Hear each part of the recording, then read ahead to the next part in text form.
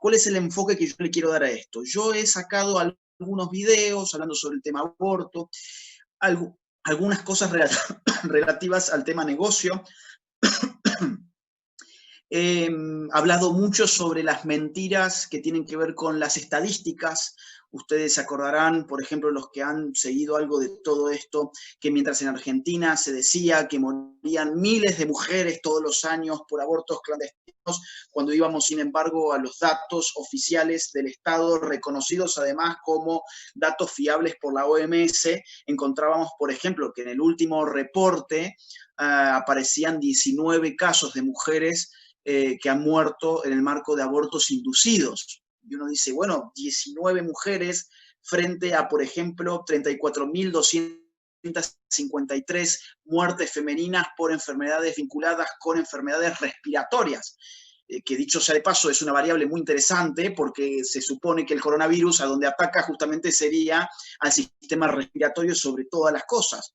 Entonces, cuando vemos esta falta de proporción entre, por ejemplo, lo que gasta el Estado argentino en comprar estas pastillas abortivas como misoprostol, por ejemplo, frente a un problema real como el que se tiene ahora, donde supuestamente el sistema de salud no da abasto, donde los respiradores no van a alcanzar, y nos dice, bueno, acá hay un problema de cifras que se están manejando mal y la gente no está bien informada.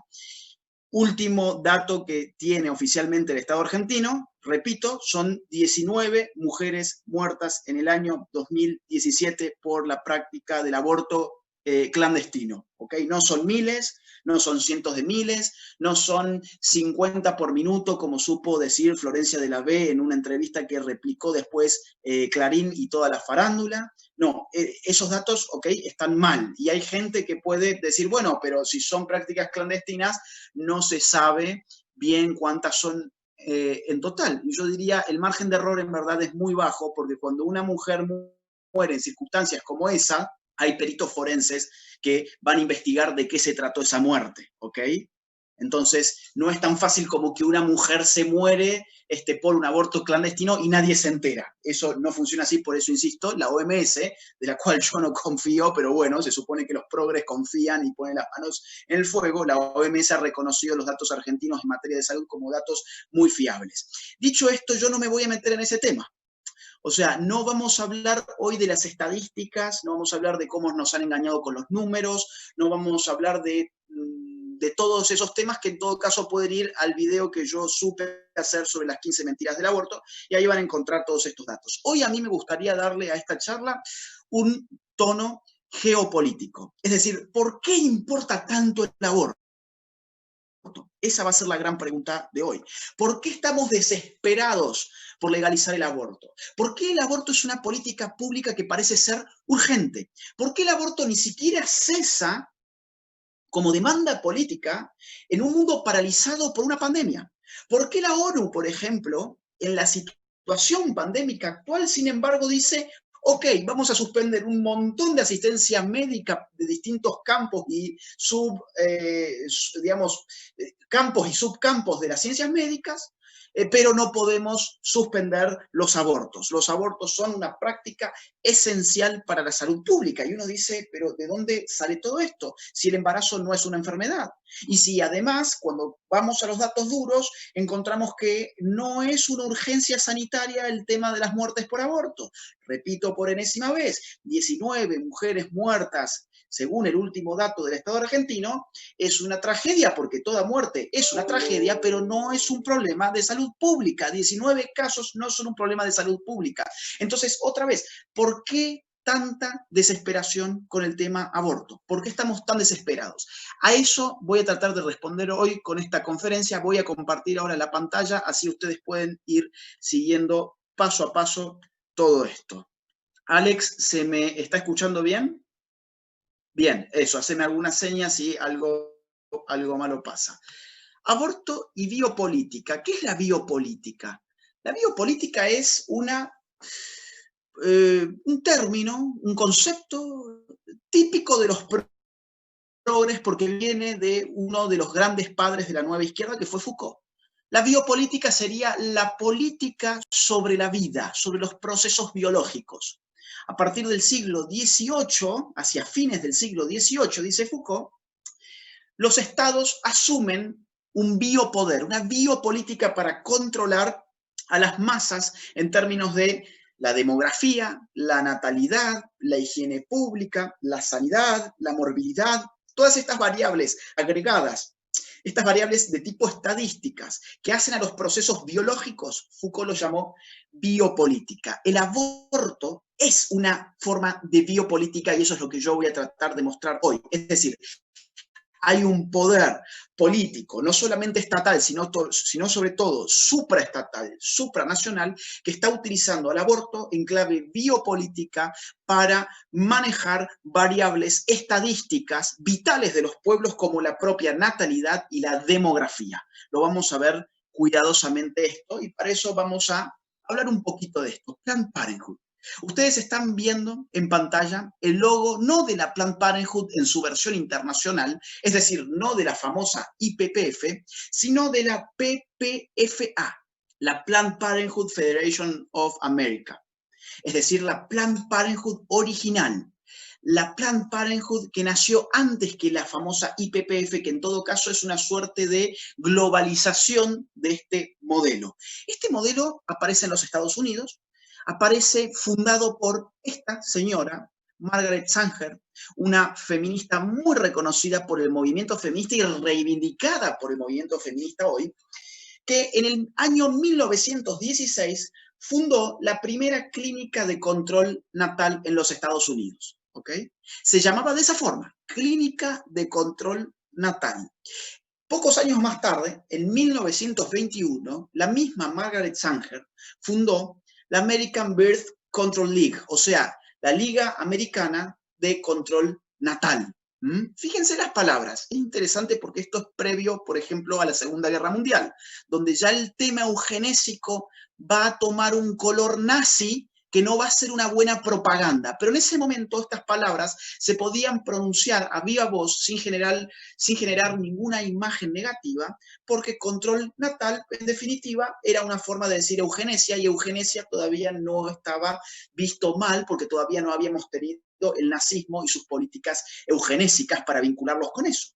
En el año 1941 ya estamos en la Segunda Guerra Mundial, y la Liga Americana de Control Natal cambia su nombre a un nombre que hoy podemos decir es un nombre políticamente correcto, que viene a ser la PPFA, la Planned Parenthood Federation of America, o sea, la Federación de Planificación Familiar de América. Planificación familiar es el nuevo eufemismo que va a reemplazar aquello de control natal. Suena mucho más simpático, incluso en un momento de Segunda Guerra Mundial, donde todos estamos mirando a ver qué son estos monstruos nazis que están llevando adelante procesos eugenésicos y políticas eugenésicas. En el año 1952, la famosa PPFA se constituye en el modelo de la IPPF, que nace en ese año en India. Esto es muy importante, nace en India lo que hoy conocemos como IPPF, la International Planned Parenthood Federation, o sea, la Federación Internacional de Planificación Familiar. No es una coincidencia que haya nacido en un país superpoblado como India. ¿Por qué lo han hecho nacer en India? Bueno, evidentemente India es un país que representa un problema de tipo natal y de la cantidad de gente que uno puede encontrar allí. Nace entonces la famosa IPPF, de la cual ya vamos a decir más cosas. Estoy haciendo un recorrido histórico para que ustedes vean que esto no es nuevo. Quien piense que esto es nuevo y nació con el pañuelito verde, que esgrimen en clave revolucionaria todas estas adolescentes confundidas y muy bien reventadas de la cabeza por todo este sistema, bueno, se equivoca. Esto tiene una larga historia atrás. ¿Qué pensaba Margaret Sanger? Afortunadamente contamos con algunos de sus escritos. Yo traje algunas citas de ella para que ustedes vean cuál es el pensamiento detrás de la PPFA. Dice Margaret Sanger en uno de estos escritos: el control de la natalidad es nada más ni nada menos que una ayuda para aligerar en algo el problema de los menos aptos y evitar su descendencia. Si hemos de hacer progresos raciales, Este avance para la mujer debe preceder a la maternidad de cada una de ellas. Entonces, y solo entonces, puede que la madre deje de ser una incubadora. ¿Les suena esta palabra? Digo, es interesante porque todos pensamos que, no sé, que se la inventó Malena Pichot. No, no, no. Esto es un discurso bastante viejo en verdad. Acuérdense de la época que estábamos hablando, la primera mitad del siglo XX. ¿Okay? Entonces, y solo entonces puede que la madre deje de ser una incubadora y se convierta en una madre de hecho. Entonces, solo ella podría transmitir a sus hijos e hijas las cualidades que hacen fuertes a los individuos y de manera colectiva una mejor raza. Lo siento mucho, feminista, la PPFA y la IPPF tienen un origen directamente ligado a la ideología racista. Y en tiempos en donde estamos viendo a Estados Unidos prácticamente al borde de una guerra civil por temas racistas, a mí me parece interesante preguntar, ¿dónde están los amigos de Black Lives Matters, ¿no? ¿Dónde está Black Lives Matters ahora hablando sobre la PPFA, por ejemplo, siendo que la PPFA lleva adelante en proporción mucha mayor cantidad de abortos a las comunidades negras que a las comunidades blancas y a las comunidades hispanas que a las comunidades blancas? Interesante pregunta justo en un momento en donde la lucha racial de alguna forma vuelve a tener auge. Más niños de los capacitados, menos de los incapacitados. Esta es una frase célebre de Margaret Sanger que tiene arraigo en toda esta ideología eugenésica del mejoramiento de la especie humana y de algunas razas en particular a través del control de la natalidad. Que tengan menos niños los incapacitados y que tengan más niños los capacitados. ¿Quién fue el que puso dinero para que esto se generara a nivel internacional? Es decir, esto que existía en Estados Unidos, que era la PPFA, se extendiera como IPPF. Lo puso John Rockefeller III, es decir, miembro de una de las familias más poderosas del mundo. Una familia que tiene, por ejemplo, la famosísima Rockefeller Foundation, que está financiando desde entonces y hasta la fecha este tipo de grupos.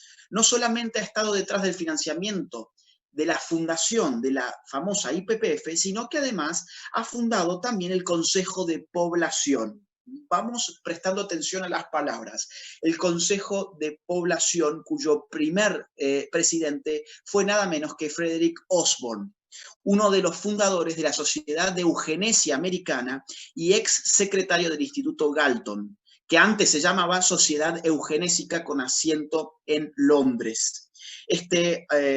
Frederick Osborne tiene escritos, por ejemplo, en donde reivindica la ley para la prevención de la descendencia de enfermedades hereditarias, o sea, la famosa ley eugenésica nazi, a cual Osborne la calificó como el experimento más emocionante que jamás se haya intentado. Esto sigue operando hasta el día de hoy. Esto es el Consejo de Población. Este es el Consejo de Población y sus publicaciones, los estudios sobre la planificación familiar. Si ustedes ven mi mouse, Alex, ¿se ve el mouse? ¿Estoy haciendo un círculo en pantalla o no se ve? ¿No? Ok, bueno. Fíjense en donde dice 2016. Es decir, este es un documento muy nuevo y vamos leyendo juntos el índice. Fíjense los países. Estamos hablando de Jordán, Lagos, el norte de Ghana, Malawi. Vamos a ver, tenemos abajo data sobre Kenia, data sobre Bangladesh, ¿ok? Ustedes vayan pensando en esos países. Vamos a ver algunos números más. 2010. Vamos a encontrar, por ejemplo, a Zambia, la zona del subsahara africano, encontramos la zona rural de China, Ghana, Uganda, Liberia, Jordán. Vamos a ver un número anterior todavía, año 2005. ¿Cuáles son los países? Tenemos Pakistán, tenemos el norte de Ghana, tenemos Brasil, Indonesia. Vamos a otros, estos son los mismos, perdón, que había puesto recién. ¿Cuál es el hilo conductor entre estos países? Digo, ustedes pueden buscar estas publicaciones, están todas disponibles en Internet, y pueden revisar todos estos índices. Van a encontrar siempre estudios sobre la planificación familiar, es decir, sobre el control natal, en países del tercer mundo, en lo que llamamos países subdesarrollados. Siempre el foco está puesto en esos países y todos los esfuerzos se dirigen a ellos. Lyndon Johnson, uno de los presidentes de Estados Unidos de la segunda mitad del siglo XX, si mal no recuerdo. $5 invertidos en control natal equivalen a $100 invertidos en crecimiento económico. Esto está citado, ¿saben dónde? Esto yo lo saqué de las venas abiertas de América Latina. El manual progre por antonomasia. El libro de cabecera de todos los progres de América Latina es este. El famosísimo libro de Eduardo Galeano, Las venas abiertas de América Latina. Nos trae, por ejemplo, esto. Esto fue escrito hace bastante. Este libro fue escrito, si mal no recuerdo, en la década del 80. Es decir, esto ya no se repite hoy. Hoy los progres son cómplices de esto. En ese momento, por lo menos, los zurdos, los comunistas, decían, che, fíjate esto que está diciendo Johnson, $5 invertidos en control natal equivalen a $100 invertidos en hacer crecer a estos países pobres. Mejor no los ayudemos a que crezcan, porque es mejor a que decrezcan en términos de la población que tienen. Eso es básicamente lo que está diciendo Johnson. Hoy nadie recuerda, lamentablemente, esta cita, por más que está sacada, insisto, del famoso libro de Galeano. 1967, Gran Bretaña legaliza el aborto. Nos vamos a ir acercando poco a poco hasta hoy. Empezamos, ¿se acuerdan? En el año 1919. Nos estamos acercando a hoy. Ese mismo año, 1967, se crea el Fondo de las Naciones Unidas para Actividades en Población. Es decir, la ONU se arroga un papel para dirigir los asuntos de las poblaciones. En términos de lo que hemos dicho, es biopolítica.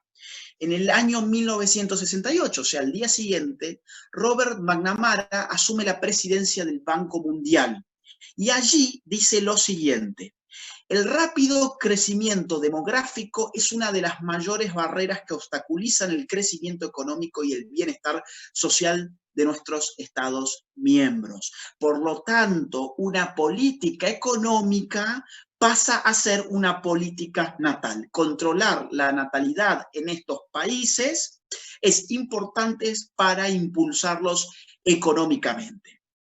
En Teherán, ese mismo año, se lleva adelante una conferencia internacional de los derechos humanos donde ya aparece por primera vez esto que hoy se repite como un lugar común y todos dicen, es un derecho humano interrumpir el embarazo, como dicen actualmente a través de los grandes medios de comunicación. Esto aparece en el año 1968 en la forma de escoger el número y el espaciamiento de hijos. Todavía no se animaban a tanto, lo ponían de esta forma, pero escoger el número y espaciamiento de hijos, ¿qué pasa si el hijo ya está en camino? Bueno, si es mi derecho humano, entonces puedo reventar a este ser humano en gestación porque es mi derecho humano. Esto empieza, fíjense, muchos años atrás. 1969. Estos son los años calientes, por eso me detengo mucho en estos años. Se lleva adelante una conferencia muy importante que tiene el título que ustedes ven en la pantalla sobre la población mundial, que involucra a las naciones. En pantalla pueden encontrar los reportes de esta vieja conferencia del 69, donde todo esto empieza a perfilarse y básicamente le piden a la ONU, ustedes intervengan biopolíticamente para manejar la demografía de los países. 1970. Richard Nixon. Ustedes siempre van a ver las fuentes en la pantalla. Acá no van a ver fuentes porque están en esta. Las junté todas en esta pantalla que sigue. Pero ya vamos a llegar en todo caso a la fuente, se los adelanto por si piensan de que esto no tiene ninguna fuente atrás. Están todas las fuentes siempre puestas. 1970, dice Richard Nixon, entonces presidente de los Estados Unidos, ¿ok? El presidente de los Estados Unidos, Nixon, dice: Estoy muy impresionado por el alcance y el empuje del reciente informe del panel de la Asociación de Naciones Unidas presidido por John Rockefeller III. ¿A qué panel se está refiriendo? A este que mencionamos recién, que ustedes lo pueden encontrar en documentos oficiales a través de Google, ¿ok? Le pedí, dice Nixon, al secretario, guarda Alex que hay alguien que está rayando la pantalla, ¿eh? Le pedí al secretario de Estado y al administrador de la Agencia para el Desarrollo Internacional, la famosa AID, dar alta prioridad a la planificación familiar y de población, 1970. Similarmente, le estoy pidiendo a los secretarios de Comercio y Salud, Educación y Bienestar y a los directores de Cuerpos de Paz y de la Agencia de Información de los Estados Unidos que presten mucha atención al asunto de la población cuando planean operaciones en el extranjero. A partir de ahora, para Estados Unidos va a ser vital el tema de la población desde estos momentos que estamos revisando históricamente ahora. Sigue Nixon. Naciones Unidas, sus agencias especializadas y otros cuerpos internacionales deben tomar el liderazgo respondiendo al crecimiento de la población mundial. Les cuento algo, acá está la cita, la tienen abajo de ese mismo texto, y es una cita oficial que pertenece a las páginas oficiales del Estado norteamericano, ¿ok? Entonces, a partir de esto, como medida política, Nixon funda la Comisión sobre el Crecimiento Demográfico y el Futuro de Norteamérica. Adivinen a quién pone al frente como presidente de este organismo. Obviamente a John Rockefeller III. 1973, 3 años más tarde. Nada más que 3 años más tarde. Roe versus Wade. Sabemos qué es Roe versus Wade. La legalización, a través de un fallo, digamos, en los Estados Unidos, del aborto. El aborto es una práctica legal a partir de este año, a partir de este fallo que después se mostró que había sido un montaje, que el caso era falso y uno de los protagonistas comentó que había sido una puesta en escena. No me voy a meter ahora con eso. Año 1974. Se da la primera conferencia internacional de la ONU sobre la población y el desarrollo. ¿Dónde se da? Se da en Teherán. De esto participaron 135 gobiernos y 14 agencias de la ONU. John Rockefeller III fue una de las grandes estrellas, ¿no? Dio una conferencia, habló frente a la prensa, dijo lo siguiente: la planificación de la población ha de ser una parte fundamental de cualquier programa de desarrollo moderno, tal como lo reconocen y lo aceptan los líderes de las naciones. Mentira, esto fue un gran fracaso. 1974 en Teherán, los planes, que hoy diríamos globalistas, de controlar la natalidad de los pueblos, fracasó. ¿Por qué fracasó? Porque los países del tercer mundo acusaron de imperialismo cultural y demográfico a estos intentos. ¿Se dieron cuenta? ¿Saben quién tuvo protagonismo en esta lucha? Argentina, por ejemplo. México, por ejemplo. Países de Hispanoamérica, por ejemplo, que se levantaron contra la ONU en ese momento y dijeron: esto es control natal, esto es inadmisible, esto es una política de intervención a nuestras soberanías. Entonces esto fracasó. Sin embargo, siguió avanzando en los países ricos. En el año 1975 tenemos otro fallo que es Planned Parenthood versus Fitzpatrick, que es un fallo que habilita el aborto en menores de edad. ¿Okay? En Estados Unidos, en el año 1975, se habilita aborto en menores de edad. En el año 1974, después de este fracaso, que fue esta conferencia internacional de la ONU, aparece este informe, el famoso informe Kissinger, mejor conocido como Memo 200, un informe de Kissinger que tiene 3 destinatarios: Nixon, el jefe de la AID, que ya habíamos dicho, que era la AID, la Agencia de Ayuda Internacional de Estados Unidos, es decir, la agencia a través de la cual Estados Unidos básicamente compra políticas públicas de otros países. Acá te doy dinero, vos haces esta política pública. Y al jefe de la CIA, ¿ok? A estos 3 fue este informe reservado del año 1974, que yo no es que lo tengo porque yo sea una espía o alguna estupidez o porque yo me lo haya inventado y les esté vendiendo un cuento. Este informe se desclasificó, si mal no recuerdo, alrededor de los 90, ¿ok? Y ya es parte de los documentos oficiales que están en Internet, que son parte de los sitios oficiales de los Estados Unidos. Todos ustedes pueden leer hoy este informe. No es un secreto para nadie. Sin embargo, nadie lo habla porque tiene que mantenerse en secreto. Vamos a ver algunas cositas. Es un informe muy largo. Este informe básicamente le está diciendo a Nixon lo siguiente. El ritmo en que crece la población mundial y sobre todo en los países más pobres representa un peligro para los países ricos por tres motivos. Número uno, consumo de recursos naturales que son por definición limitados.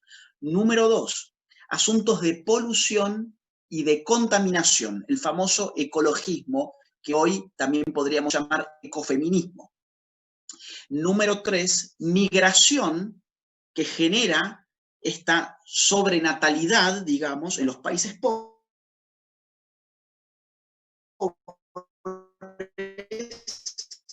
Si siguen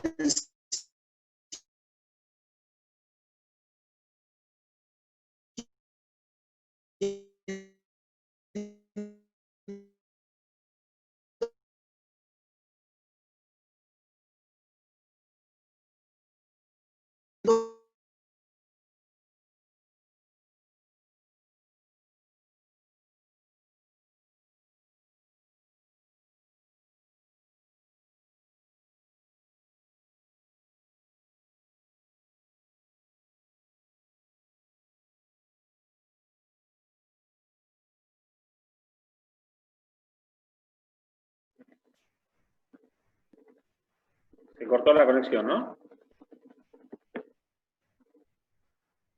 Sí. A ver si podemos hacer que vuelva Agustín. Solo la de Agustín me parece que se cortó. Sí. Sí. A ver, si lo puedo regresar. Le estoy hablando por WhatsApp, pero no le llegan los mensajes tampoco, así que supongo que está teniendo problemas de conexión en España.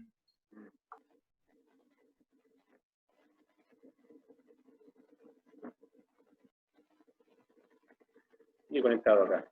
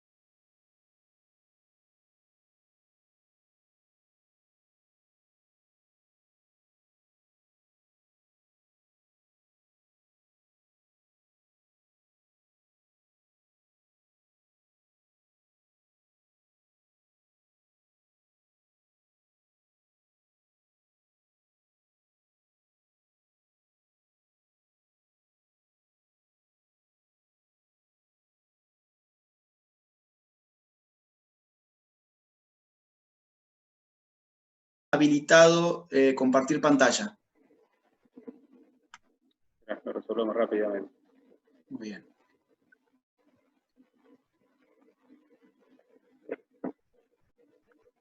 Ahora sí. Ahora sí. Vamos entonces. Estábamos acá, estábamos leyendo un poco de esto que parece teoría de la conspiración, pero les digo, ustedes mismos pueden ingresar tranquilamente a este informe, incluso en sitios oficiales de Estados Unidos. La política de población se convierte en relevante para el suministro de recursos y para los intereses económicos de los Estados Unidos. La necesidad de programas a gran escala de información, educación y persuasión dirigida a disminuir la fertilidad, por ejemplo. Llama a impactar sobre los líderes de muchos gobiernos, especialmente en África y algunos países de Latinoamérica. ¿Se acuerdan cuando veíamos, por ejemplo, dónde hacía sus estudios el Consejo de Población?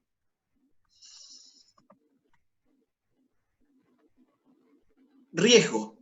El informe dice, ok, acá hay un riesgo con todo esto.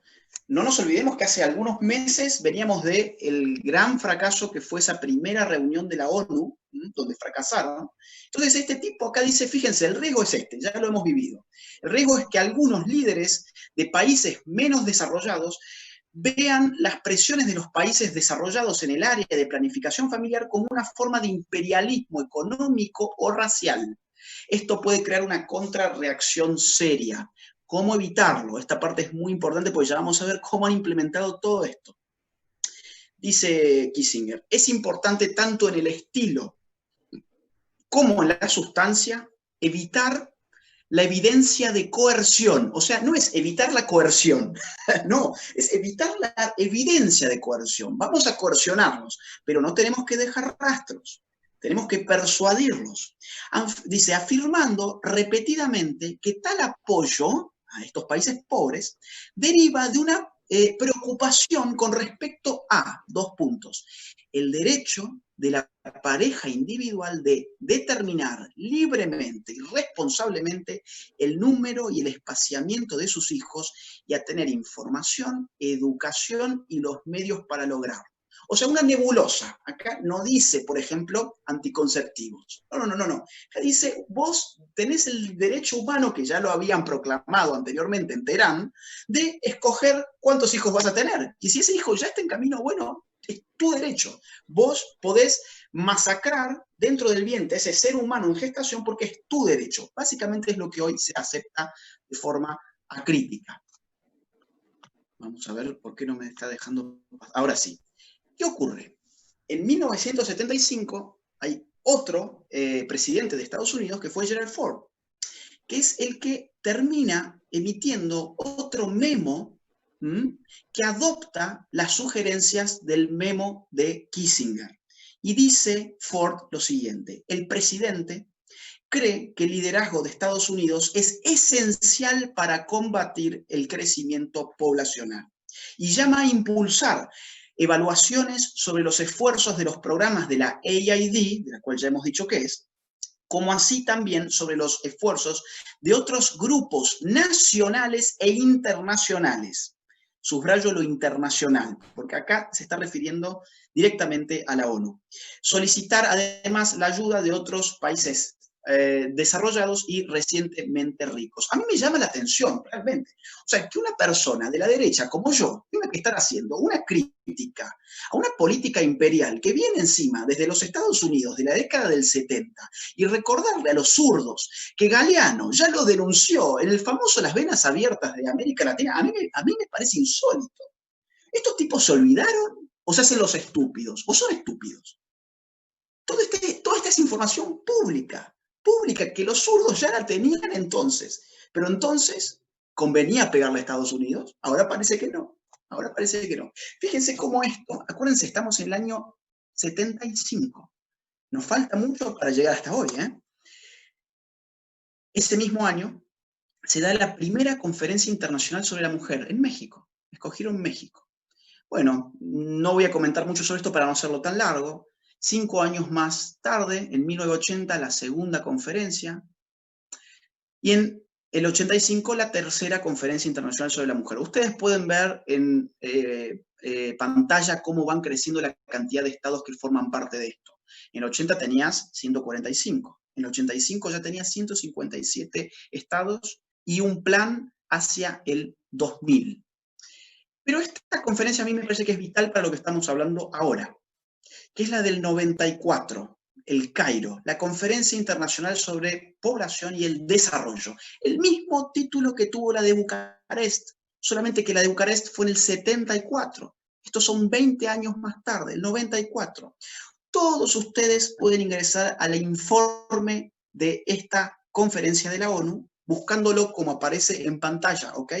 Es un documento oficial del cual yo he recortado algunas cosas, es un informe largo, yo he seleccionado algunos párrafos para que ustedes vean por dónde pasa el asunto.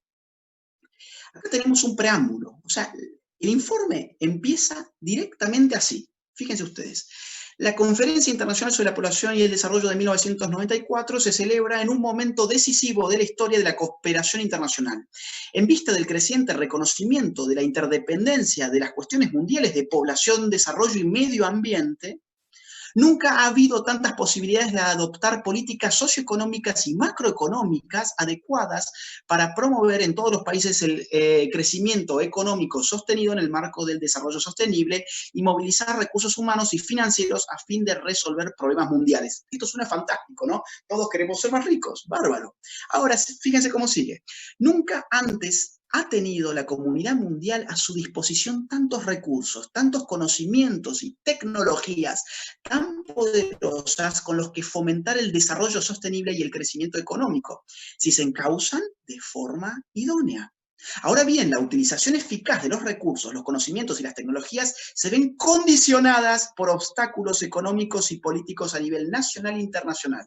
Por consiguiente, pese a que hace ya tiempo que se dispone de amplios recursos, su utilización para lograr un desarrollo socialmente equitativo y ecológicamente racional se ha visto seriamente limitado. Entonces, podemos ser todos muy felices, muy ricos, vivir la vida a pleno, pero hay un problema. ¿Cuál es ese problema? Acá está. En todo el mundo, muchos de los recursos básicos de que dependerán las generaciones futuras para su supervivencia y su bienestar se están agotando. ¿Se acuerdan del informe Kissinger en 1974? Esto es 20 años más tarde. Exactamente lo que en ese informe aparecía. Los recursos se están agotando y se intensifica la degradación del medio ambiente. También informe Kissinger. Impulsada por modalidades insostenibles de producción y de consumo, un crecimiento sin precedentes de la población, la persistencia y difusión de la pobreza y las desigualdades sociales y económicas. Hay problemas ecológicos como el del cambio climático mundial. Ustedes pensaban que eso era nuevo también, ¿no? No, 1974, incluso atrás, Kissinger, 1974. Debidos en gran parte a modalidades insostenibles de producción y consumo que agravan las amenazas que pesan sobre el bienestar de las generaciones futuras. Se está llegando a un consenso mundial respecto de la necesidad de que haya más cooperación internacional en materia de población. Entonces hay que hacer mucho más en eso, dice. Actualmente la población mundial se estima en 5.600 millones de personas, dice la ONU en 1994. Aunque la tasa de crecimiento tiende a disminuir, en términos absolutos se ha producido, sin embargo, un aumento que actualmente es de más de 86 millones de personas por año. Es probable que la población siga aumentando en más de 86 millones de personas por año hasta el año 2015. Durante los 6 años que quedan, bueno, ahí hace toda una estimación, las variantes a la baja, a la media, a la alta, las estimaciones de cuántas personas en los próximos años van a vivir en el planeta Tierra, etcétera, etcétera, y dice, bueno, las proyecciones son complicadas. Esto hay que regularlo, básicamente, biopolítica. Las medidas.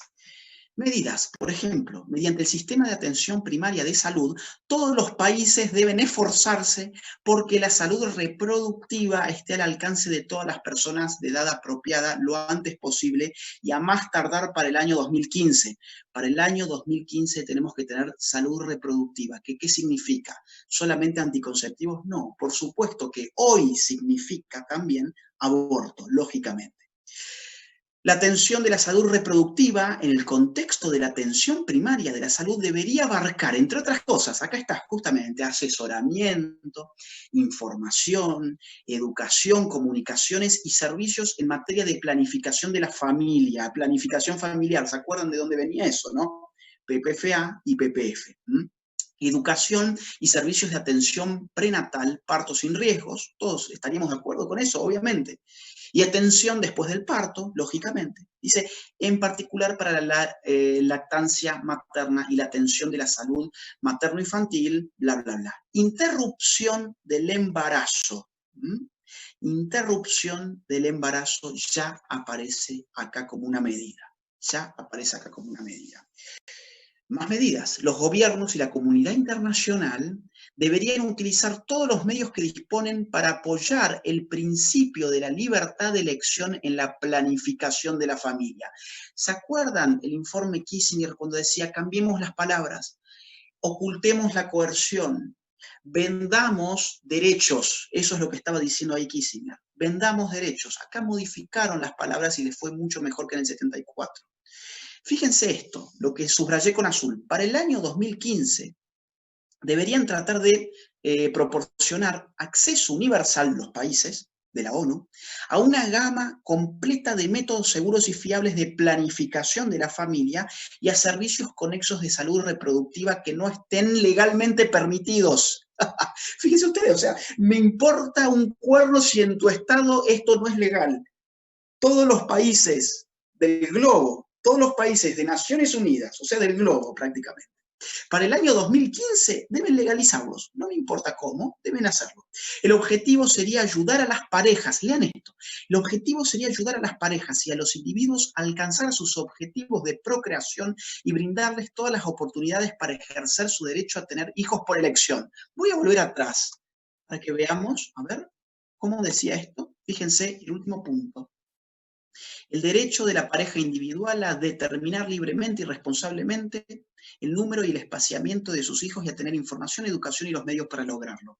Díganme si no es una coincidencia por lo menos llamativa. Seguimos. Se ha estimado que en los países en desarrollo, o sea, en los pobres, y con economías en transición, la ejecución de programas en la esfera de salud reproductiva, incluidos los relacionados con la planificación de la familia, la salud materna y la prevención de las enfermedades de transmisión sexual, así como otras medidas básicas para la reunión y el análisis de los datos de población, costarán, acá viene la parte de la plata, que ya la vamos a hablar, acá atrás hay un negocio impresionante, y acá ya empieza a medirse cuánta plata va a salirnos toda esta biopolítica del aborto. 17.000 millones de dólares en el año 2000.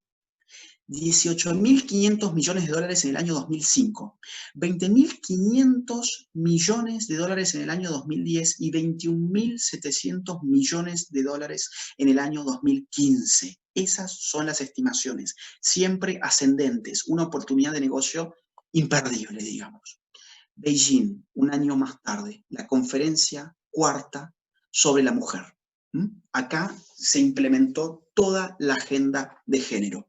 No voy a hablar ahora de la agenda de género porque no va a haber tiempo. Si quieren, en otro momento podemos hacer otra conferencia sobre qué pasó en el 95. Desmenucé qué pasó en el 94, pero está obviamente de forma directa ligado con Beijing. De hecho, es un año más tarde, nada más que un año más tarde, donde se dice, acá hay que bajar enfoque de género a todos los países de la ONU y todos los países de la ONU deben estar regidos por lo que hoy llamamos ideología de género. Entonces, ¿a ustedes les parece curioso tener noticias? Ahora sí llegamos al hoy, o por lo menos hace 2 años. ¿A ustedes les parece curioso tener noticias como esta? Después de todo lo que hemos estado viendo desde el año 19 del siglo pasado. La ONU felicita a la Argentina y le pide la aprobación de la ley. Esto pasó en junio del año 2018, cuando ingresó la ley al Congreso de la Nación Argentina para legalizar el aborto en el país. La ONU se metió en las decisiones soberanas de nuestro país, que ha dejado de ser hace rato soberano, como prácticamente todas las naciones, han dejado de ser soberanas. Entonces tenés un intruso ahí con un poder descomunal, que es la ONU, presionando y haciendo lobby para que esto se legalice. ¿Qué pasó cuando no se legalizó? No sé si ustedes conocían esto, pero supuestas expertas, porque ustedes saben que en la ONU todos son expertos de algo, ¿no? Nadie sabe muy bien de qué, pero son todos expertos. Expertas de la ONU lamentan profundamente el rechazo del Senado argentino a la despenalización del aborto. Esto está mal titulado porque es legalización, ¿ok? Pero más allá de ese error, fíjense ustedes qué interesante, o sea, cuando no se legaliza, hay una presión incluso en el sentido de un reproche. Lamentamos profundamente que ustedes no nos hayan hecho caso y que le hayan hecho caso ¿a quién? Al pueblo.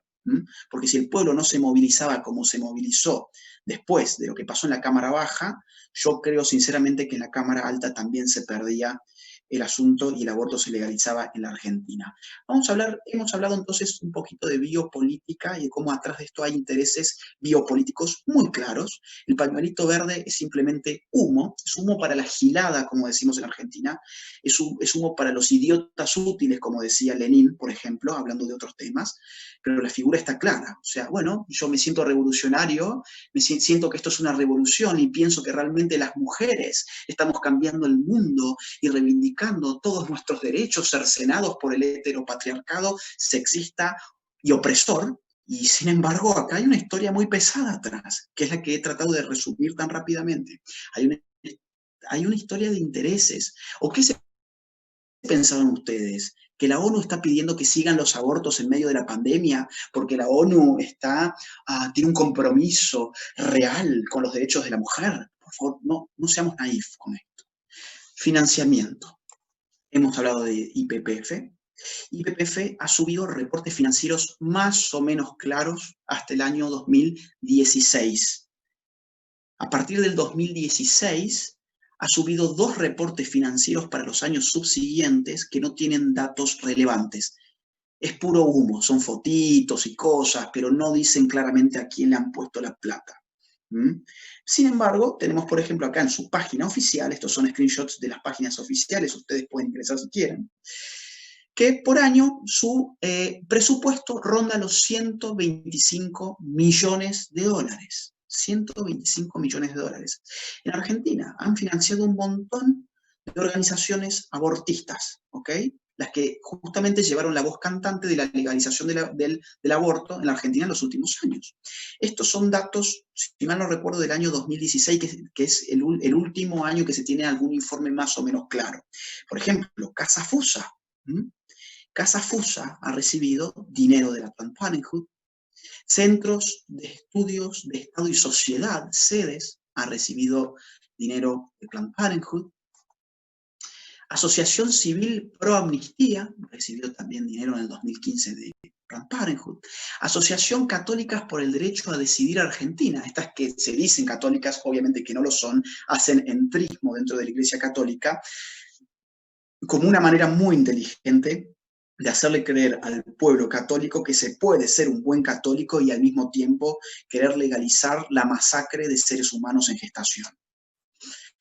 Fundación Huésped, tan vinculada hoy con el gobierno de Alberto Fernández, a tal punto que el líder de la Fundación Huésped aparece en el fondo, mientras Alberto Fernández nos habla sobre la cuarentena y su gobierno de científicos, atrás lo podemos ver a quien lidera hoy la Fundación Huésped, sentado como parte del círculo íntimo del presidente de Argentina.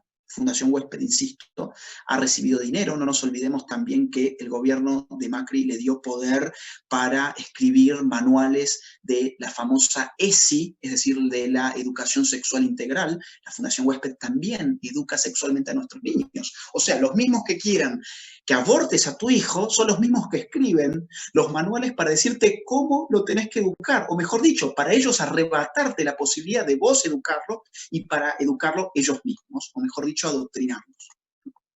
Fundación Universidad de Palermo, bueno, y muchas otras más. Yo acá puse algunos ejemplos simplemente para que lo puedan ver ustedes en la pantalla. Y en los últimos años, si uno hace todo un recuento de esto, se va a encontrar con al menos 5 millones de dólares invertidos en Argentina para promocionar la campaña del aborto. ¿Cuánto dinero hemos tenido los Provida? No hemos tenido financiamiento.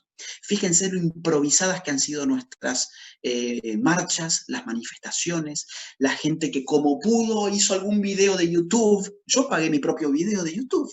Es más que pagarlo, sí, pagué la cámara, que sale plata alquilar una cámara, y un amigo mío, Matías, hizo la filmación y él ad honorem puso su mano de obra para editar el video, y así es como todos nos hemos movido.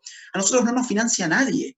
Y atrás de esta gente, de los pañuelitos verdes, tenés por lo menos 5 millones solamente contando a Planned Parenthood. Ahora, Planned Parenthood, fíjense el negocio enorme que configura. Esto es su página oficial. Su reporte anual del 2016, que es el que les digo que todavía hasta acá tenemos datos más o menos claros. Tiene más de 46.000 espacios de servicios de abortos. Digamos, clínicas abortistas. Tiene más de 46.000 especies de una suerte de clínicas abortistas en el mundo Planned Parenthood. ¿Cuántos McDonald's hay en el mundo? Para poder hacer la comparación, que siempre me gusta esa comparación porque creo que es ilustrativa. 33.900 McDonald's hay hoy en el mundo. Planned Parenthood tiene 46.000 puntos de contacto para hacerte un aborto en el mundo. ¿Cuánto sale una Big Mac? ¿$3 más o menos?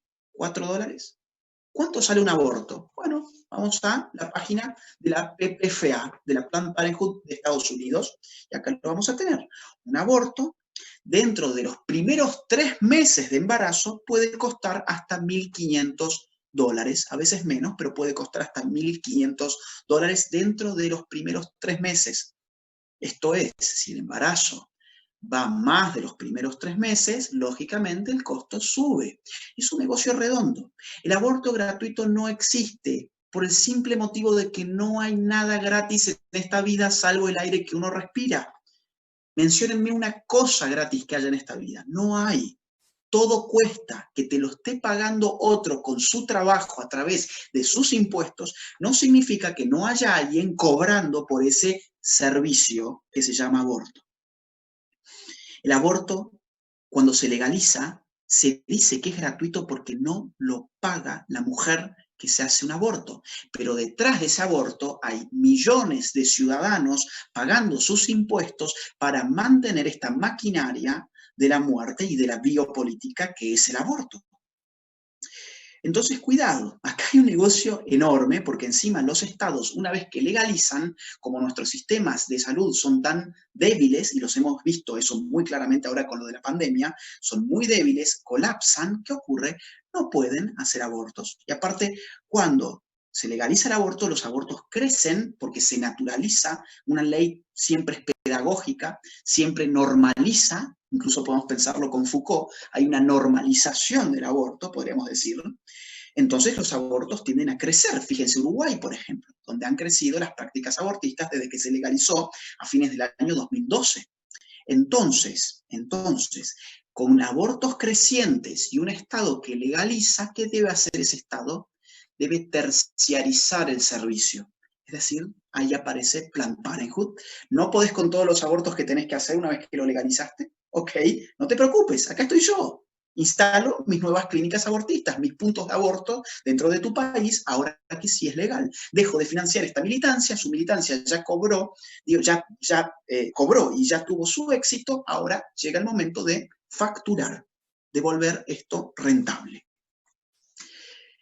Acá tengo algunos ejemplos sobre otras cosas que no necesariamente tienen que ver con aborto, pero es parte de la misma agenda de género, que tiene que ver con el colectivo LGBT, que ha estado bastante vinculado con todas estas manifestaciones. Si no, piensen ustedes, por ejemplo, en Florencia de la B, piensen en todas las banderas LGBT que se han visto en las manifestaciones pro aborto. Bueno, acá tenemos un registro anual, un reporte anual de la Fundación LGBTQ Issues, que maneja $200 millones por año y que ha calculado que el LGBT entre el año 2013 y 2016 ha recibido más de $950 millones. 950 millones de dólares los lobbies LGBT, que muchos de ellos, por eso pongo esta pantalla, han militado fervientemente y se los ha escuchado muchísimo en lo que hace al tema aborto. Esto lo voy a pasar, esto lo podemos hablar en otro momento. Acá van a encontrar una cosa que es increíble. Lo voy a dejar un segundo para que ustedes lo vean rápido. Acá están las ONGs que más plata ponen para las cuestiones LGBT. Van a encontrar la Fundación de Bill Gates, van a encontrar Open Society, van a encontrar Pride Foundation, Arcus Foundation, Ford Foundation, bueno, todo lo que ustedes pueden ver en pantalla, pero además van a encontrar estados, van a encontrar gobiernos. Gobierno, por ejemplo, de Holanda, que financió al LGBT en Costa Rica para que legalicen el matrimonio homosexual hace muy pocos días. El gobierno de Suiza, de Suecia, tenemos Estados Unidos otra vez, la Comisión Europea, Dinamarca, el Banco Mundial, el gobierno de Noruega, el gobierno de Finlandia, el gobierno de Canadá, que también financió al LGBT en Costa Rica recientemente. Bueno, estos son gráficos, no viene ahora el caso, pero para que ustedes se den cuenta que en verdad esto es una misma agenda que va siendo financiada más o menos por los mismos y que operan por eso muchas veces en plena comunión. Vamos a pasar un poco esto. Open Society. Vamos a meternos un ratito con Open Society. Esta es la fundación de George Soros. Esto no es nada secreto. Esto es una página web oficial, opensocietyfoundations.org. Ustedes pueden ingresar. Y vamos a tener acá financiamiento clarísimo para lo que tiene que ver con el feminismo y con el aborto y con el LGBT como parte de un mismo programa. ¿Cuánto dinero ha puesto en los últimos 30 años George Soros a través de Open Society Foundations? Más de 15 billones de dólares. ¿Cuántos son 15 billones de dólares? Son más de 15.000 millones de dólares. ¿Ok? Más de 15.000 millones de dólares en este tipo de causas. ¿Cómo se ha repartido? Bueno, ellos mismos te lo dicen. Acá lo tenemos en un gráfico. Acá está clarísimo. Lo han puesto, por ejemplo, en educación temprana a la niñez. Lo han puesto en antidiscriminación e igualdad. Uno nunca sabe muy bien qué significa esto, obviamente. Tampoco importa, importan los eufemismos, siempre. Han puesto en salud y derechos sexuales y reproductivos, por ejemplo. Han puesto en educación superior, han puesto a las universidades, mucho dinero para controlar las universidades. Han puesto a las instituciones y a los movimientos de los derechos humanos. Han puesto a los medios digitales. Han puesto al periodismo, a la justicia. Han puesto todo. Todo para condicionar políticas, más de 15.000 millones de dólares en los últimos 30 años. Vamos a ver algunos ejemplos de cómo esta plata se mueve. ¿Conocen esto? Algunos sí, algunos no. Esta chica se llama Agostina. Es una militante feminista que fue ampliamente promocionada por Infobae recientemente, hace un par de meses, en esta nota del mes de junio. Perdón, estamos en junio, yo le hice el screenshot hoy, perdón. Esto fue, si mal no recuerdo, en febrero o marzo. Espía feminista, la argentina que fingió un embarazo para develar cómo opera la red internacional que busca impedir abortos, o sea, el CAM. ¿Qué es el CAM? Grupos generalmente formados por mujeres que ayudan a las mujeres, Centro de Ayuda a la Mujer, significa CAM, y que lo que tratan es de asistir a mujeres que están pensando en hacerse un aborto para ofrecerle medios para que no se haga un aborto. Por ejemplo, bolsas de trabajo, les ofrecen coches, pañales, guarderías, acelerar los procesos de adopción, ayudarlas con abogados. Cuando, por ejemplo, esa mujer tiene que huir de la casa porque su pareja la golpea, ofrecen abogados. De hecho, la coartada de esta chica era que su pareja la golpeaba y ella se queja. Me ofrecieron abogados, me ofrecieron bolsas de trabajo para que yo consiguiera trabajo. ¡Qué espanto! Esto es todo lo que saca Infobae en esta nota. Ahora, lo curioso es que en esta nota se dice lo siguiente. Se dice, ella misma la escribe, ¿ok? Dice, en Open Democracy, la organización que me encargó el trabajo, me habían dicho que podía buscarlos en el directorio de Heartbread International, a esta gente de CAM. Entonces yo me puse a buscar a ver, ¿qué es esto de Open Democracy? ¿Cómo que es la organización que le encarga un trabajo? Interesante, a mí nadie me encarga ningún trabajo. O sea, yo cuando voy y hablo en una marcha pro vida, yo no tengo ninguna organización que me esté encargando un trabajo. O sea, esta gente ha naturalizado lo que recibe, la cantidad de dinero que recibe, a tal punto que lo hacen público de esta forma, como si fuese algo totalmente normal. Open Democracy, acá tienen la página opendemocracy.net/supporters. Van a encontrar todos aquellos que están poniendo dinero y dinero y dinero sobre Open Democracy para que financie este tipo de engaños, porque no deja de ser un engaño. Acá encontramos de todo. Fíjense, por ejemplo, a los Rockefeller. ¿Se acuerdan que hoy hablábamos sobre los Rockefeller? Fíjense en el cuarto lugar, Rockefeller Brothers Fund, o sea, la fundación de los Rockefeller, por ejemplo. Tenemos también a instituciones europeas, instituciones de Estados Unidos. Tenemos, por ejemplo, a ver, vamos a ver qué encontramos en esta pantalla. Otra vez a los Rockefeller. Encontramos a universidades, encontramos a donantes filántropos, entre comillas, encontramos a la Fundación Ford, de la cual ya hemos dicho algo, otra vez a los Rockefeller, encontramos a Wallace, encontramos a Cobalt, encontramos, bueno, todo lo que ustedes están viendo en pantalla, que no hace falta que yo se los lea, todos ustedes lo están viendo al mismo tiempo que yo. Ford Foundation otra vez, y acá Open Society Foundation, de lo que estábamos hablando recién. Entonces, ¿qué hice yo? Vi esto y digo, mira vos, Open Society, además es de los que más ponen. Es de los que más ponen. A ver, vamos de nuevo a la página de Open Society y vamos a encontrar acá los reportes financieros de las becas para Open Democracy en los últimos, por lo menos, 5 años. Fíjense, hasta $360.000 le han dado para un proyecto. Estos son para proyectos. Les voy a comentar, por ejemplo, claro, entonces, esta chica, ¿de dónde estaba sacando finalmente ese dinero? Bueno, de esta gente. Les voy a contar un caso que no es de Argentina, pero para que pues, tenemos gente que nos está viendo que no es de Argentina, y es bueno que sepan que esto ataca a todos nuestros países al mismo tiempo. Esto no es un problema de Argentina solamente. Por ejemplo, también es un problema de México. Fíjense, Open Society, a todas las fundaciones mexicanas que está financiando en este momento, incluso a la propia Universidad Nacional Autónoma de México, a la famosa UNAM, a movimientos de migrantes, a movimientos unidos contra la delincuencia y todos estos títulos tan, digamos, progres a veces, ¿no? Fíjense, bueno, acá estamos viendo. Yo quiero que ustedes presten atención a chicas poderosas. Yo seleccioné el nombre que más me llamó la atención de estos y me puse a investigar para compartirles a ustedes la información de cómo esta plata se va moviendo. Claro, Open Society le da a una organización de México que se llama Chicas Poderosas. Vamos a ver. Estas chicas poderosas, ustedes lo pueden encontrar también por internet, fíjense. ¿Qué hacen? Entre otras cosas, investigaciones internacionales. Y dice así, las redacciones en todo el mundo están dirigidas principalmente por hombres, un problema aún más pronunciado en América Latina. Esta brecha de género perpetúa una agenda editorial que ofrece al público una perspectiva limitada. Aprovechando la comunidad global de chicas poderosas, capacitamos equipos para colaborar a través de las fronteras para investigar e informar sobre temas subestimados en la agenda noticiosa y generar un contenido multimedia de calidad con una perspectiva de género. Las producciones de esta sala de redacción internacional se distribuyen a través de diferentes plataformas y medios de comunicación, llegando a un público amplio y diverso e introduciendo problemas en la agenda pública y de los medios. O sea, ¿qué hacen chicas poderosas en México?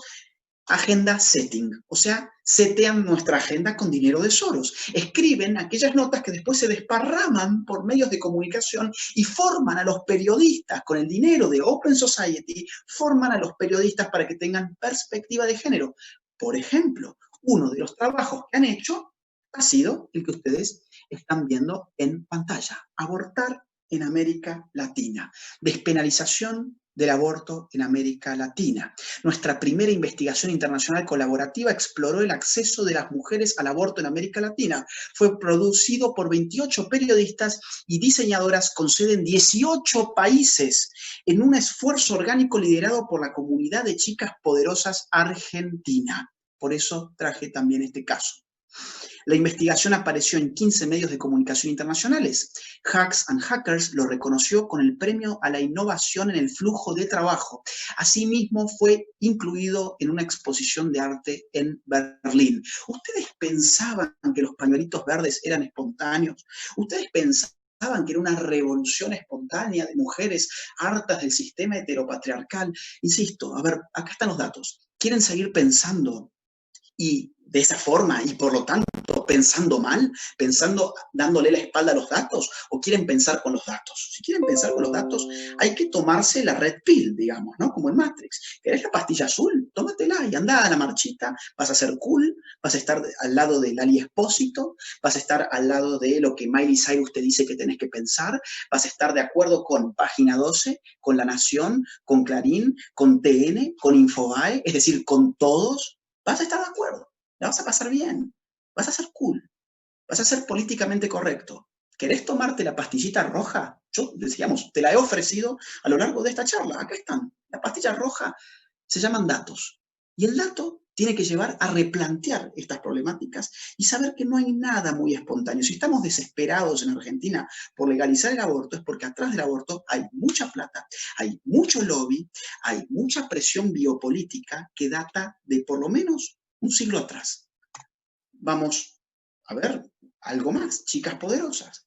En su propio sitio web, fíjense, ¿quién financia Chicas Poderosas? Google.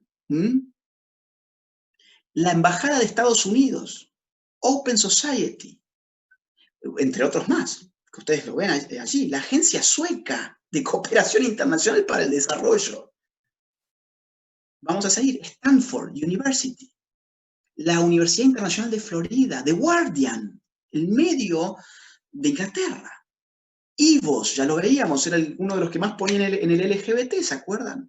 The New York Times, el que nos tiñó la contratapa de su periódico de verde, amenazando a los legisladores argentinos en el sentido de que el mundo los estaba mirando y que ellos tenían que legalizar el aborto porque así lo ordenaba The New York Times. La Embajada de los Estados Unidos en México también financia esto.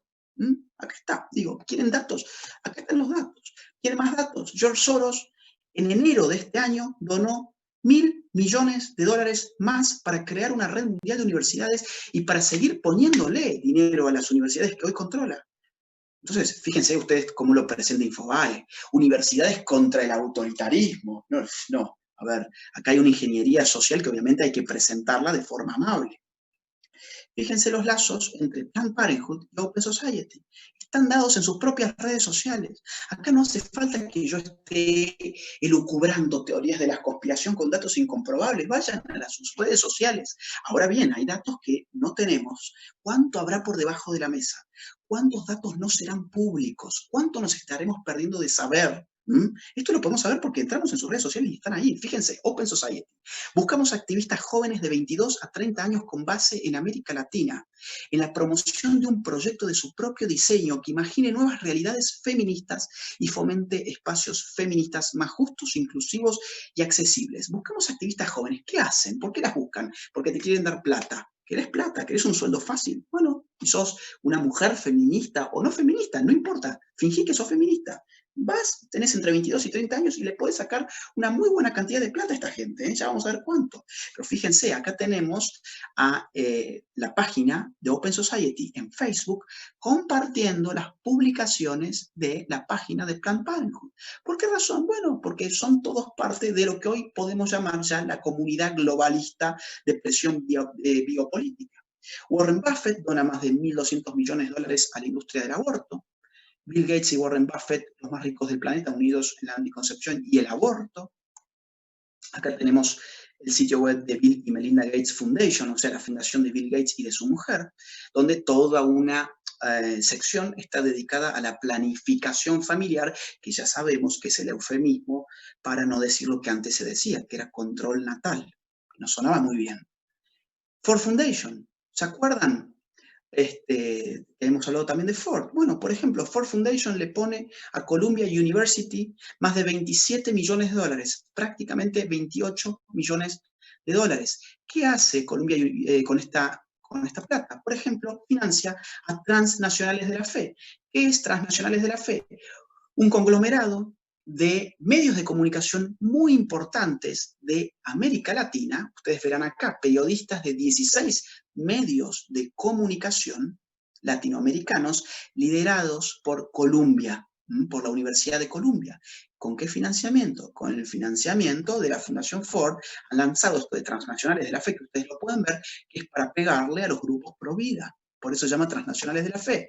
Es para pegarles constantemente, para hacer lo que hacen, por ejemplo, Chicas Poderosas, lo hacen, pero en este caso directamente contra los grupos religiosos pro vida y no religiosos también, ¿eh? Vamos a pasar un poco más rápido. Acá tenemos muchos medios de comunicación, todos financiados por estas mismas fundaciones. En sus páginas oficiales aparecen. ¿Se acuerdan Católicos por el, Católicas por el Derecho a Decidir? Estas abortistas que dicen ser católicas. Bueno, The Ford Foundation han recibido 16 becas que superan los 3,5 millones de dólares. Los 3,5 millones de dólares superan las becas solamente de Ford Foundation. A eso tenemos que sumar a IPPF, a Open Society, a Rockefeller, a Bill Gates. Okay. Yo les voy dando así algunas píldoras. Trudeau, quieren que salgamos de las ONGs y nos vayamos a los estados para ver cómo los estados están financiando también esta agenda. Bueno, Trudeau ya avisó a mediados del año pasado que Canadá iba a empezar a poner más de 1.400 millones de dólares por año para estas agendas. Más de 1.400 millones de dólares anuales para promover estas agendas de las cuales hemos estado hablando hoy.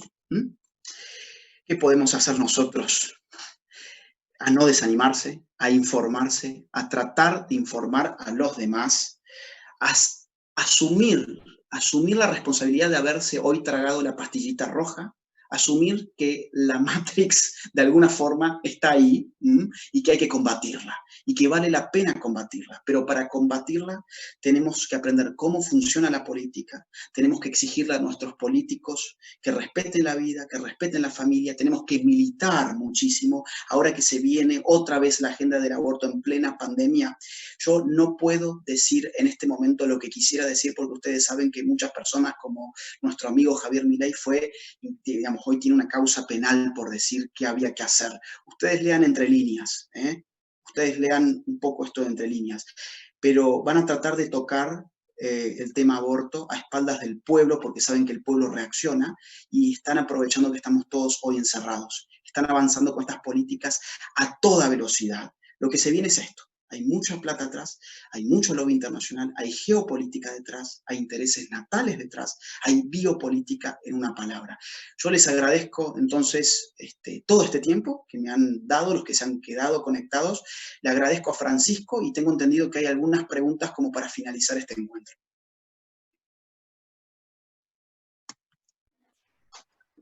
Sí, Agustín, bueno, clarísimo y aterrador a la vez.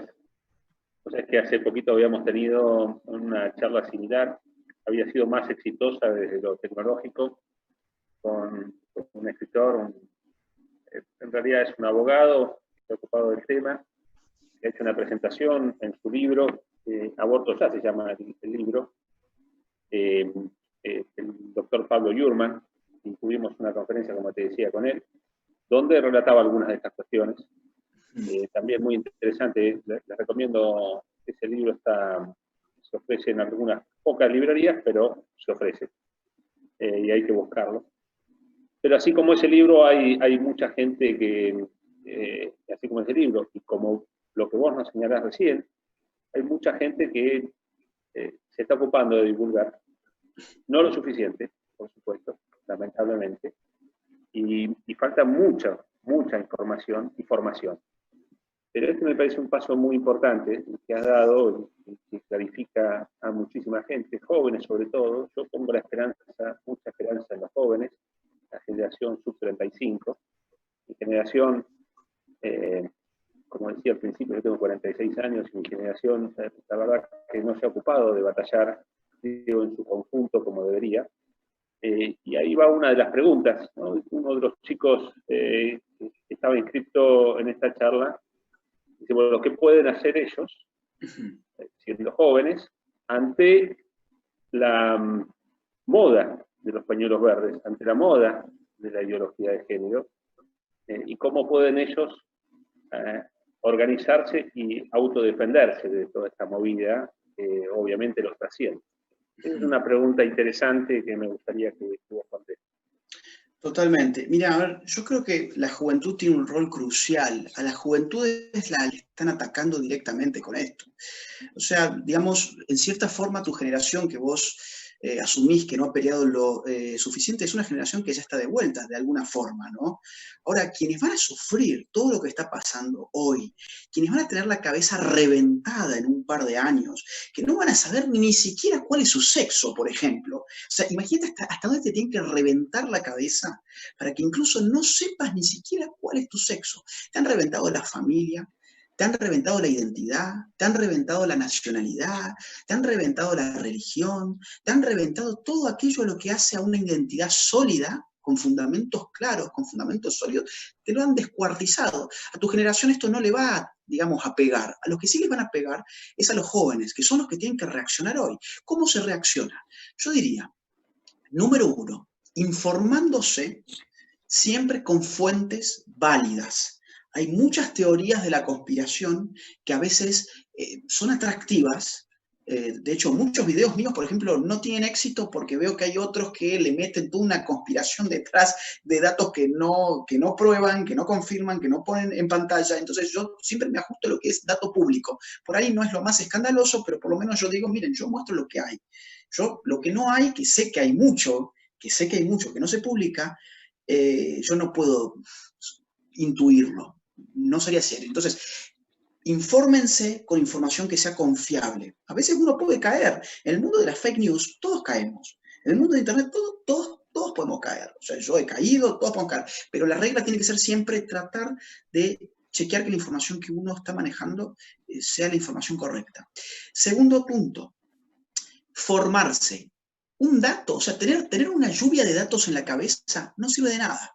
Porque después, ¿cómo articulamos esos datos? ¿Cuál es la lógica que subyace a esos datos? ¿Cómo conectamos esa información? ¿Qué vemos detrás de esos números? Eso ya, digamos, hay que tener un pie, digamos, sobre procesos de formación que a uno le enseñen a pensar. Aprender a pensar no es fácil. Aprender a pensar no se hace con la televisión incluso. O sea, uno tiene que poner de sí, tiene que estudiar, tiene que dedicarles un cierto tiempo. Créanme que vale la pena. Aprender a pensar es liberador. Te libera justamente de caer en falacias estúpidas. Te libera de que te manipulen emotivamente. Entonces, aprender a pensar es importante. Leer buenos libros, darse tiempo para aprender a leer cuesta. Si uno no sabe leer, no digo saber leer un cartel, digo saber leer un libro. Saber leer un libro es, me tengo que poner y capaz que no puedo avanzar 5 páginas porque me siento agotado, porque nos han reventado la cabeza con esa caja boba que no te hace pensar, que no te enseña a generar conceptos, que no te genera un intelecto analítico, porque solamente te da imágenes. Toma, tengo una lluvia de imágenes para vos, que no hace falta, que no te van a dar para que pienses. Los culos de Tinelli, por ejemplo, ahí tenés, divertite con estos imbéciles que bailan al caño y que hacen las piruetas mientras Marcelo Polino les pone una nota. Te fueron reventando la cabeza muy a poco. Entonces vos te das cuenta que te sentás y querés leer 5 páginas seguidas y ya te cuesta. No te desanimes. Leer es un deporte, en alguna forma. Si yo no juego el fútbol durante un año y quiero entrar a la cancha, me voy a cansar a los 10 minutos. Si vos te cansaste a las 5 páginas, no te preocupes. Mañana tratá de hacer 6. Pasado mañana tratá de hacer 10. La semana próxima tratá de hacer 15. Pero no abandones la lectura porque es lo único que te va a permitir aprender a pensar, ¿ok? Conceptual y analíticamente. Número 3, aprendiste a pensar, aprendiste a formarte, aprendiste a informarte. Ahora te falta actuar. De nada sirve que seamos ratas de laboratorio, ratas de estos que estamos encerrados todo el día con libros en las bibliotecas, en nuestros laboratorios que son esas bibliotecas. No. Eso obviamente hay que hacerlo, yo creo. Pero la acción es fundamental. O sea, eso ponelo en práctica. ¿Cómo vos pones en práctica? Animate a debatir con la gente que está diciendo estupideces. Sé activo en las redes sociales. ¿Te gustó este video? ¿Te gustó esta conferencia? Invita a la gente a que la mire también. Eso es un paso que te lleva, ¿cuánto? 10 segundos. Usá tus redes sociales como si fuese un arma de destrucción masiva de progresistas. usala en esos términos, porque es lo único que tenemos. Esta información no la vamos a ver ni en TN, ni en Clarín, ni en La Nación, ni en Página 12. Dependemos de vos, que estás del otro lado, a que hayas comprendido que esta información es valiosa y que nos ayudes a difundirla, porque es cierto, no estamos difundiendo bien las cosas, entre otras cosas porque los medios nos dan la espalda, pero entre otras cosas también porque a veces difundimos pavadas. Estamos reenviando unas cadenas tontas de que si no reenvías esto, no sé cuántos contactos, mañana te va a pisar un auto o te va a agarrar el coronavirus. No, bueno, no hagas eso. Difundí cosas que valgan la pena. Si vas a hacer spam, spamea bien, ¿no? Y luego también la acción ya no solo en el mundo digital, sino en el mundo real. Y en el mundo real, anda a las marchas, anda a las manifestaciones, convoca a gente a las manifestaciones, convoca a tus amigos, a tu familia, intenta generar digamos, compromiso en la gente y en la universidad y en el colegio, si estás en la universidad o en el colegio, sé inteligente. Cierro la respuesta con este punto. Sé inteligente y no seas cobarde. O sea, mezcla de astucia con valentía. Sé astuto y sé valiente. ¿Qué significa esto? Que si yo solamente soy valiente, me voy a enfrentar contra todo el mundo en la universidad. Me voy a pelear contra todos los profesores. Y voy a ser un alumno de por vida, básicamente. No voy a poder terminar mi carrera.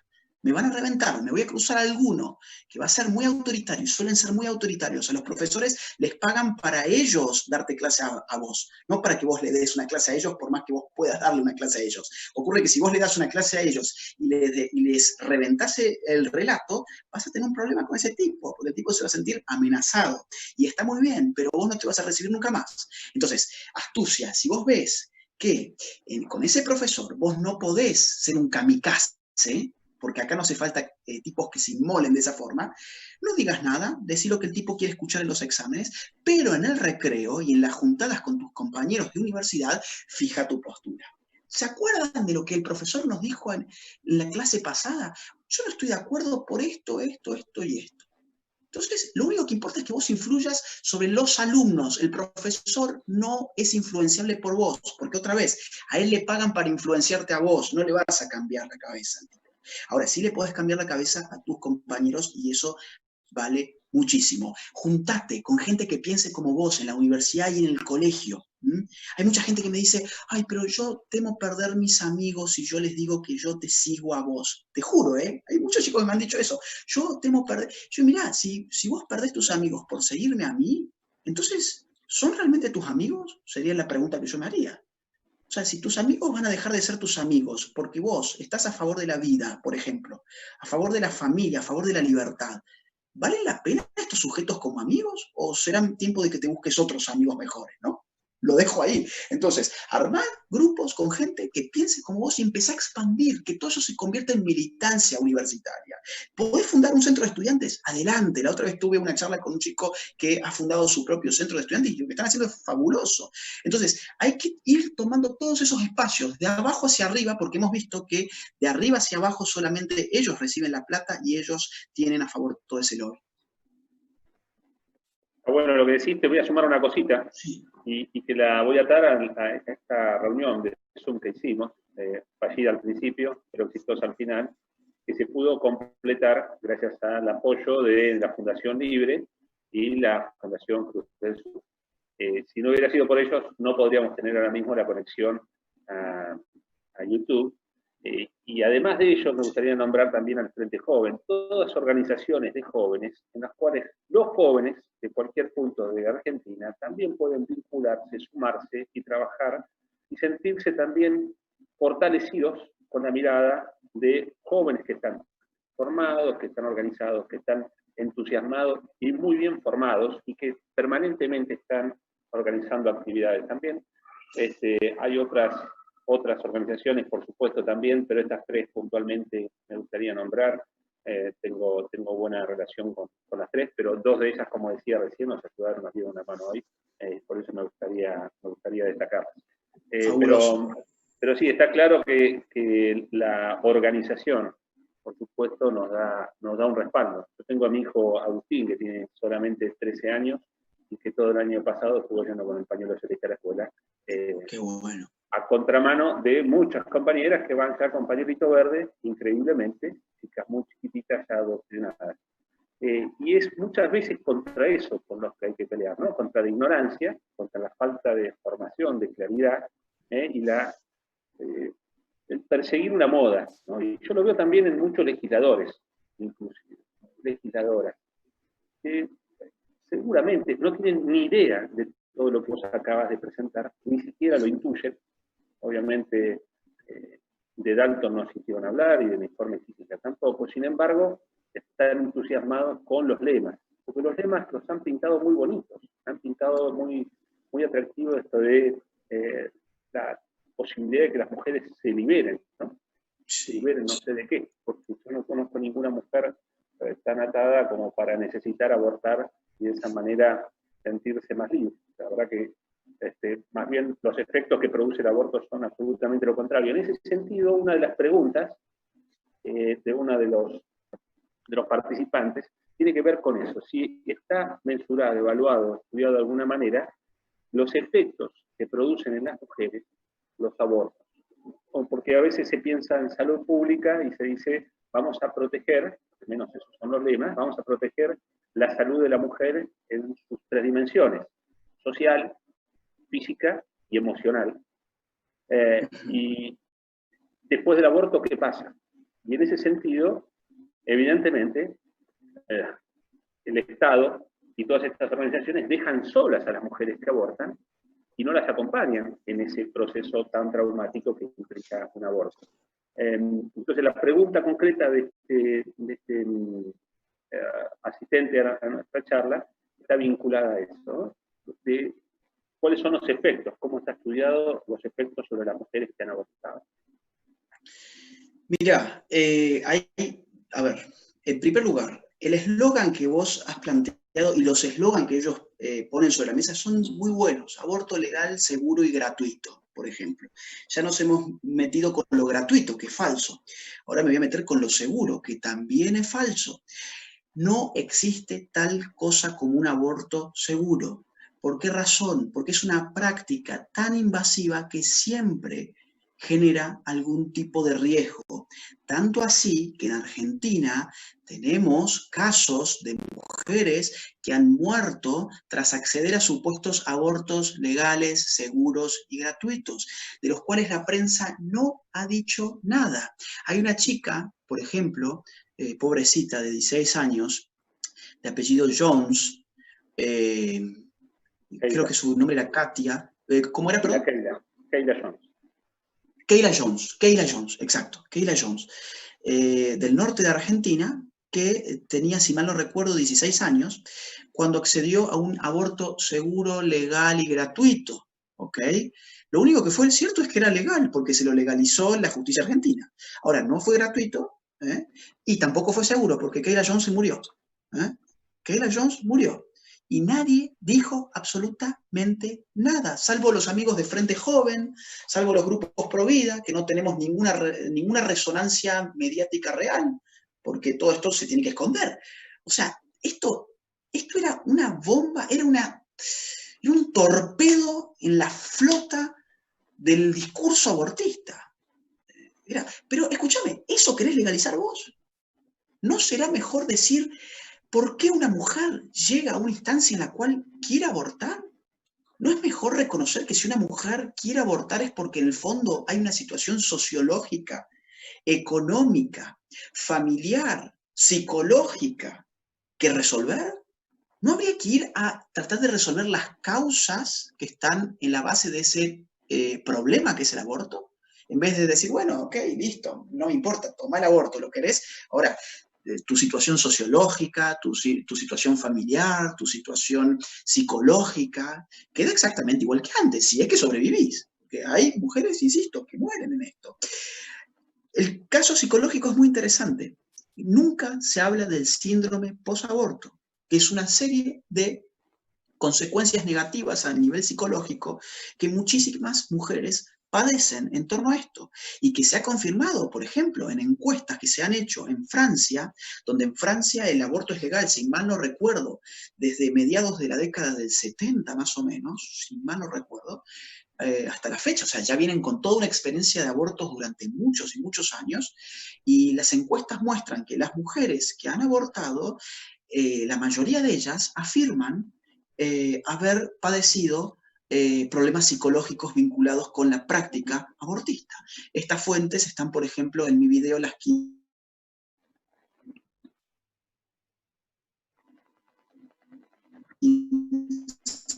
mentiras sobre el aborto.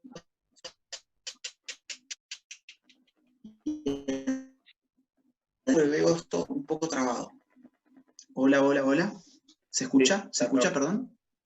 Ahora sí. Sí, Digo ahí se que escucha, sí. digo que esto de las consecuencias traumáticas a nivel psicológico del aborto pueden encontrar muy buenas fuentes también en el libro de Lupe Batallán, Date cuenta, hermana. Ese es el título. Es un muy buen libro, tiene datos al respecto también. O sea, no es gratuito el aborto. ¿Okay? Incluso en el caso uruguayo, por ejemplo, desde su legalización, al multiplicarse las prácticas de aborto, al crecer las prácticas de aborto, se puso en riesgo a más mujeres y de hecho se registran nuevas muertes que no se habían registrado antes, después de la legalización del aborto, en comparación con años antes de ese año en que Uruguay legaliza el aborto, que es el año 2012. Déjame que cierre esta respuesta compartiéndote una cuestión de pantalla que me parece muy interesante, porque hoy no solamente los grupos abortistas están planteando el aborto como se podía haber planteado hace 10 años, que era más o menos lo siguiente. Bueno, nadie cree que el aborto sea algo plácido, nadie cree que el aborto sea algo feliz para nadie, pero la mujer tiene que tener el derecho a decidir sobre su cuerpo, etcétera, etcétera, ¿ok? Esa forma está cambiando muy rápidamente. El aborto hoy ya no se está presentando como algo negativo que, ok, uno puede elegir, fumar es negativo, te hace mal, pero si querés fumar, fumá. Ese era el discurso del aborto. Ahora, vos fíjate la magnitud del negocio, que el discurso está transformándose muy rápidamente y ahora el aborto te libera, como vos bien dijiste. El aborto te libera, el aborto te emancipa, el aborto te hace una mujer libre, el aborto te realiza por fuera del heteropatriarcado sexista, opresor y el machismo y no sé cuánta estupidez más. A tal punto que te voy a mostrar dos placas, voy a volver a compartir pantalla un segundo. Te quiero mostrar dos placas que ilustran muy bien este giro discursivo, ¿ok? Acá la tenemos, no sé si se ve, haceme sí con la cabeza, sí, bien. Miley Cyrus, ¿ok? Esta estrella de Hollywood, del cine, de Disney Channel, de la música, del pop, una estrella súper admirada por todas las adolescentes y preadolescentes del mundo, sacó hace algunos meses esta fotografía auspiciada por quién, por Planned Parenthood, como ella misma lo dice en el pie de la foto, que ustedes lo pueden leer aquí en pantalla. Ahora bien, yo les pido, ustedes fíjense el hashtag, por ejemplo. Don't fuck with my freedom. O sea, no te metas la puta madre con mi libertad. Algo más o menos así sería. Claro, o sea, yo soy libre porque yo aborto. Fíjate vos. Y fíjate la imagen. Eso es pura simbología. Eso es puro relato. Tenés a una mujer sexy, digamos, atractiva, cool, exitosa, un referente de la juventud, que está lamiendo un pastel. Ya no tenés colores oscuros de la mujer que tristemente, bueno, no tiene otra salida, pero va a hacerse un aborto porque no tiene, por ejemplo, cómo mantener a su niño. No, ese ya no es el relato es el de la fiesta. ¿Para qué usamos los pasteles? ¿Para qué usamos las tortas, como le decimos en Argentina? Las usamos para festejar. Acá tenemos colores pasteles, toda una imagen muy agradable, una inscripción en ese pastel que dice aborto es cuidado de salud. Entonces, si el aborto es cuidado de salud, el aborto ya no es algo triste. El aborto, de hecho, te cura. El aborto es un remedio. ¿Remedio para qué es el aborto? Bueno, remedio para una enfermedad, porque los remedios son para enfermedades. ¿Cuál es la enfermedad que cura el aborto? El embarazo, desde luego. Por eso cuando la Organización Mundial de la Salud dice no podemos dejar de hacer abortos, porque es un servicio de salud esencial, lo que te está diciendo es tenemos una epidemia de embarazos, una pandemia de embarazos que controlar, que tiene la misma importancia para nosotros que el COVID-19. Te voy a mostrar una imagen más y ya cierro con esto. ¿Se acuerdan de los Globos de Oro de este año? Esto es toda información nueva, o sea, puedo buscar más atrás y encontrar otras cosas, pero vamos con estos dos. Los Globos de Oro de este año, hace un par de meses, creo que fue enero o febrero. Michelle Williams, cuando recibió su premio, su Globo de Oro, ¿qué fue lo que dijo? Dijo algo más o menos así como: agradezco haber podido abortar en su momento, porque gracias a eso yo hoy estoy acá, básicamente. O sea, ¿qué estaba diciendo? Mi éxito se debe a que yo en su momento pude abortar, con lo cual yo soy exitosa gracias a haber abortado. Entonces ya no es simplemente, es una situación horrible para cualquier mujer, es una situación triste, es una situación por la cual nadie quiere pasar. No, ahora estamos en una instancia donde el aborto no solamente no es triste, sino que te realiza, te vuelve una persona exitosa, ¿no? Entonces es inhumano lo que estamos viviendo y responde a un gran negocio, obviamente, como ya lo hemos visto. La verdad que es angustiante. Pero, perdón, porque empujan a las mujeres a situaciones de riesgo. Eso es lo que quiero. Por si no ha quedado muy claro, por si me perdí. Empujan a mujeres a situaciones de riesgo psicológicamente muy complicadas y de riesgo físico también. Y de en absoluto la salud de las mujeres. No es en absoluto. En absoluto es parte de sus intereses. Ni la libertad, ni mucho menos nada. No les importan las mujeres, no les importamos nosotros. Y en ese sentido, una de las cosas que queríamos conseguir en esta charla era poner el tema del aborto como la legalización del aborto, no ya la despenalización, porque como vemos en Argentina ya está despenalizado, no hay, es más, los médicos que se niegan a hacer un aborto son los perseguidos, ¿no? Entonces, lejos de estar penalizado, está naturalizado que ya es un derecho. Lo que quieren es, este año, aprobar la legalización, hacerlo legal, completamente. Ahora el presidente Fernández dice que no es momento, evidentemente algún número no le debe estar dando, ¿no? Las encuestas, la imagen de él está bajando, las encuestas a nivel nacional, claramente este es un país pro vida, más allá de los lobbies, más allá de los medios de comunicación, y no le deben estar dando los números en el Congreso. Yo creo que no le dan ni en diputados, cosa que lograron en 2018 rajuneando y presionando mucho. Imagino también que con algunas cosas oscuras también, que no puedo comprobar ahora, más oscuras todavía que el aborto, ¿no? Pero creo que tiene que ver con esto del negocio. Yo creo que ni siquiera van a poder aprobarlo en diputados este año. Con lo cual, buscarán la forma, buscarán acomodarlo, ayornarlo, tratarán de impulsarlo más adelante. Pero es importante que los argentinos sepamos esto que vos estás mencionando, y que lo sepamos todos.